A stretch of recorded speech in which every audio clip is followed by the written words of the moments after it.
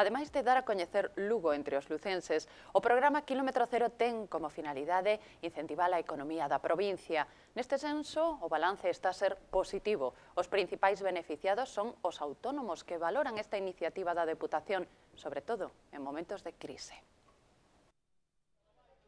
Ademais de coñecer o Cebreiro grazas ao programa Quilómetro Cero da Deputación, estes veciños de Lugo xantaron nun dos restaurantes que hai no santuario. Encher o comedor nun día de semana e en tempada baixa, cando aínda non chegou o grosso dos peregrinos do Ano Santo, axuda a manter o negocio. A mí me parece fenomenal e sobre todo nesta época que durante la semana está prácticamente muerto, que no hai nada. Y entonces con esto pues anima un poquito la cosa. La gente si va contenta, pues hablan con otra gente y esa gente trae otros clientes que hacen mucha falta en época baja. Nesta panadería de Portomarín tamén saben o que recibir a visita dos participantes de Quilómetro Cero, incluída dentro desta ruta o seu paso polo camiño francés. En poucos minutos esgotáronse as tartas de Santiago de Portomarín elaboradas de xeito artesanal. Moita xente igual nunca aquí veu na vida, nin sabía que había isto aquí, entonces pois é unha maneira digamos de conocer os nosos produtos típicos que temos. A parte, pois é un aliciente máis para os negocios que, bueno, estamos en épocas de crisis e isto tamén sempre nos dá algo de vidilla. O propietario desta casa rural en Cospeito tamén valora a promoción que supón Quilómetro Cero ao seu negocio. O que lle vexo é unha oportunidade de promocionar, non? E entón, bueno, pois sería unha axuda, pero, bueno, que promocionar de que veña xente que coñeza, non? A casa, non só a casa, digo aquí a Lagoa, de Cospeito, todo que ten todo ao redor, non? Todas as rutas de Quilómetro Cero inclúen visitas a establecementos relacionados ca economía da provincia. E un exemplo do que lles estamos a contar é a visita que a Asociación da Terceira Idade de Monterroso realizou con Quilómetro Cero á fábrica de embutidos de Navia de Suarna. Despois de ver o proceso de elaboración da androia e os chourizos, ali mesmo aproveitaron para adquirir os afamados produtos cárnicos de Navia.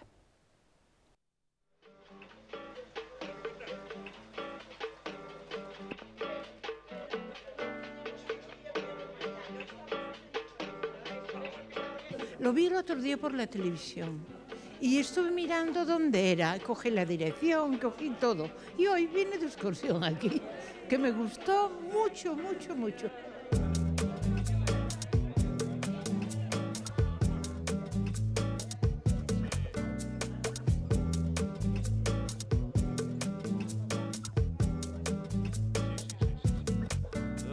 El embutido, el artesanal que se hace, la máquina, cómo funciona, y la chica que los hace, que es de maravilla, y vosotras todas, desde luego, esto es impresionante.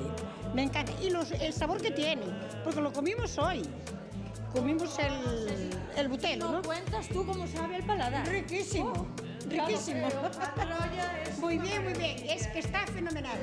Es unha maravilla. Es de maravilla. Eu teño escomido, pero como a de hoxe.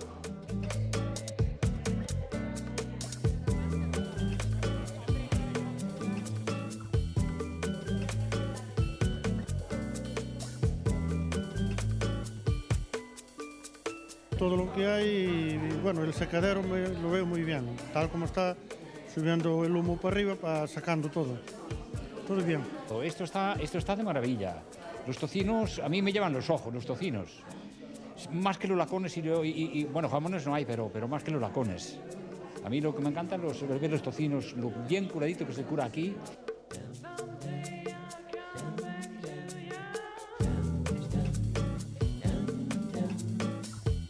Y he recorrido España muchas veces de norte a sur, pero Galicia son unos sitios maravillosos. La provincia de Lugo es fantástica.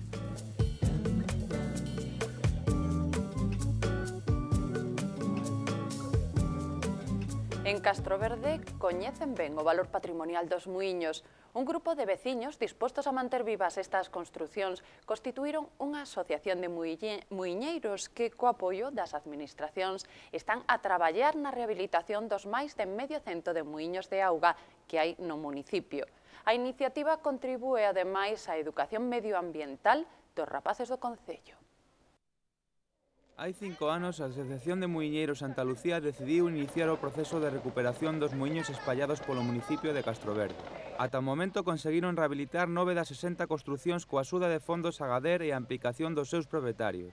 Pouco a pouco a xente se vai animando a rehabilitalos. Este é un patrimonio moi grande que ver no noso concello. As subvencións, a verdade, é que axudaron moito, porque casi casi costearon o coste do muiño. Un grupo de escolares do Colexio de Castroverde visitaron este mércores un dos muiños rehabilitados, o de Aveiga, na parroquia de Montecubeiro.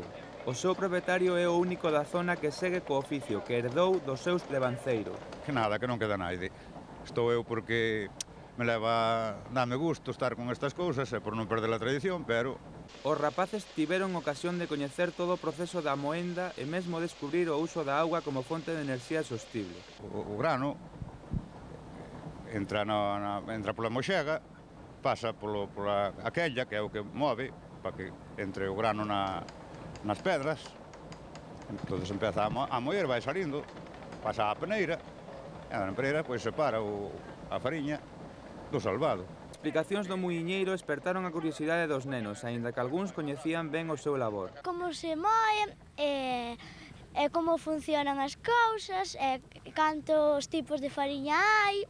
O pan que facemos na nosa casa está máis rico que ningún. Está moito máis rico. Está moito máis rico que o que se come. Sí, é verdad. Ademais, meu pai tamén ven aquí polo grao para cocer.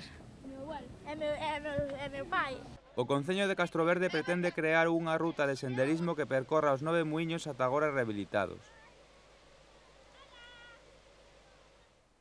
Feminismo galego, cambios sociais e dereitos das mulleres é o título da exposición que poden visitar ata o día 22 deste mes de marzo no Museo Provincial de Lugo.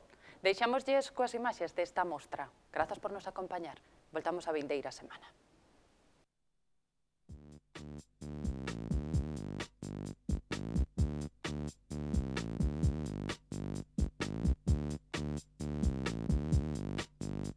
Pour réussir, il doit suivre certaines règles de bienséance.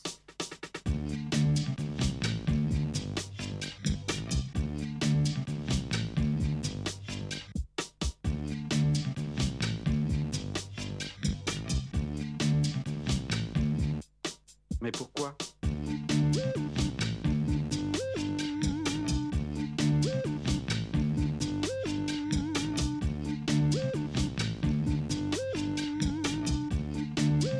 C'est clair, vous ne connaissez pas les bonnes manières.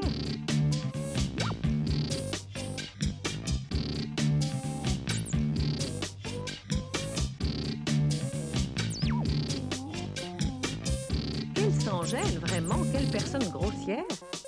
Jamais.